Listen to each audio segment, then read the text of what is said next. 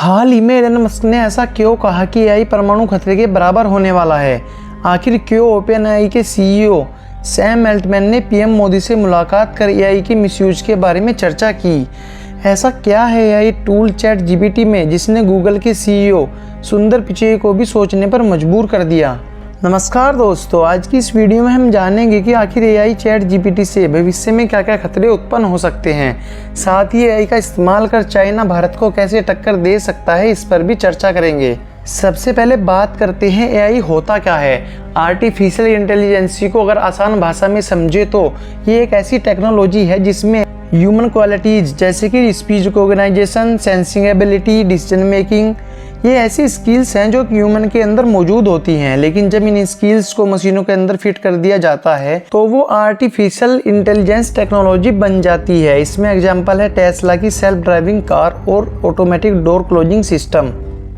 दोस्तों, आप सब जानते हैं एआई का प्रयोग पिछले कुछ महीनों से देश भर में काफी तेजी से हो रहा है। हालांकि गूगल में काम करने वाले डॉक्टर जेफरी हिंटन ने इसे मनुष्य के लिए बहुत खतरनाक बताया है। इनका कहना है कि कुछ ही दिनों में एआई इंसानी दिमाग की ताकत को भी पीछे छोड़ देगा। दरअसल माना जा रहा है कि एआई के कारण 30 करोड़ नौकरियों पर भी खतरा हो सकता है और लगभग 40% प्रशासनिक काम भी एआई निपटा सकता है। यहाँ तक कि 44% कानूनी कामकाज भी कर सकता है, लेकिन कंस्ट्रक्शन से जुड़े हुए मात्र 6% काम ही एआई कर सकता है। यानी भारत के मजदूर वर्ग को इससे बहुत कम खतरा है।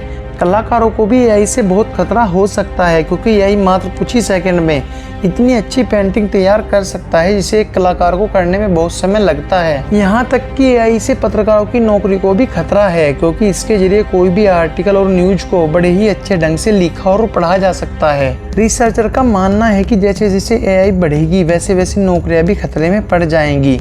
हालांकि कुछ देशों का मानना है कि इससे औद्योगिक क्रांति भी आ सकती है। भारत के लिए भी नरेंद्र मोदी जी ने कहा है कि वो चाहते हैं कि भारत एआई के लिए एक वैश्विक हब बने। Few years, there have been many advances in AI, artificial intelligence. At the same time, there have been even more momentous development in another AI, America and India.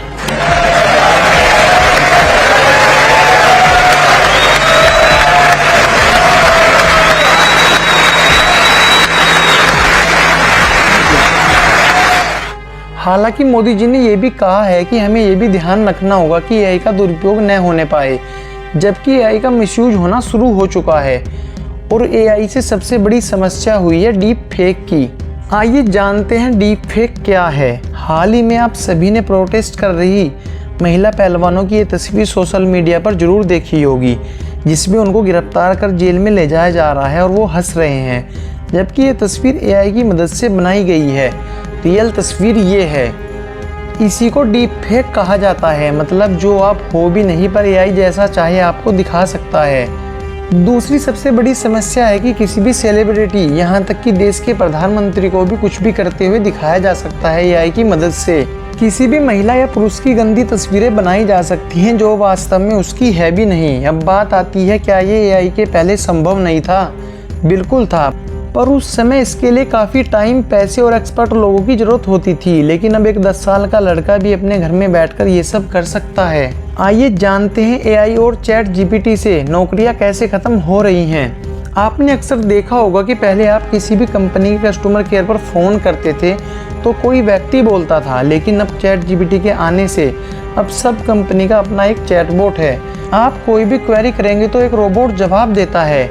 इसी तरह से पहले हमें कोई डिजाइनिंग करानी होती थी तो हम किसी डिजाइनर को पैसे देकर कोई भी डिजाइन तैयार करवा लेते थे। अब ये काम भी एआई कर सकता है मात्र कुछ ही सेकंड्स में। हालांकि भारत में अभी चैट जीपीटी सही से हिंदी में बात नहीं कर रहा है, पर अमेरिका जैसे देश में बहुत से राइटर्स की जॉब चली गई है, क्योंकि आप किसी भी तरह की राइटिंग चैट जीपीटी से करा सकते हैं। धीरे धीरे अब चैट जीपीटी सोच समझकर जवाब देने लगा है, वो अब भावनाओं को आहत नहीं कर रहा है। ऐसे ही जब हमने चैट जीपीटी से पूछा कि क्या तुम मुझसे ज़्यादा इंटेलिजेंट हो, तो उसका जवाब था, मैं एक एआई असिस्टेंट हूँ और मेरे पास एक वास्तविक ज्ञान का भंडार है। मैं अलग अलग जानकारियों को जोड़ने, समस्याओं का समाधान करने और सुझाव देने में कार्य क्षमता रखता हूँ। लेकिन आपकी इंटेलिजेंस एक आदमी की तरह है जिसके पास अनुभव, तजुर्बे और व्यक्तिगत सोच है। हम दोनों अलग अलग तरीके से इंटेलिजेंट हैं और अपने अपने क्षेत्र में माहिर हैं। हमारे एक साथ काम करने की योजना मेरे लिए हमेशा मौजूद है। आइए जानते हैं चाइना कैसे एजुकेशन में एआई का इस्तेमाल कर रहा है। दोस्तों, चाइना अपने क्लासरूम में एआई हेडबैंड का इस्तेमाल कर रहा है, जिन्हें स्टूडेंट के सर पर बांध दिया जाता है। जब एक स्टूडेंट इनको अपने सर पर बांध लेता है तो इनसे पता चलता है कि वो अपनी स्टडी में कितना फोकस्ड है। ये हेडबैंड उन सिग्नल पर काम करते हैं जिन्हें ब्रेन रिलीज करता है। जब इनका डेटा टीचर्स को मिल जाता है तो वो पता कर सकते हैं कि कौन सा स्टूडेंट कितना फोकस्ड है अपनी पढ़ाई पर, और यही डेटा वो स्टूडेंट के पेरेंट्स को भी भेज देते हैं। इसके साथ ही चाइना ने अपने क्लासरूम में एआई कैमरे फिट कर रखे हैं। इनसे स्टूडेंट की दिन भर की एक्टिविटी को रिकॉर्ड किया जाता है, जैसे वो कितनी बार अपना फ़ोन चेक कर रहा है और क्या क्या पढ़ रहा है। साथ ही चाइना ने एआई रोबोट का इस्तेमाल भी स्टूडेंट को गाइड करने में किया है। ये रोबोट टीचर्स के एब्सेंट में छात्र की हर एक्टिविटी को ध्यान रखते हैं। साथ ही चाइना हर स्टूडेंट की यूनिफॉर्म में एक ऐसी चिप फिट कर रहा है जो स्टूडेंट की लोकेशन को ट्रैक करती है।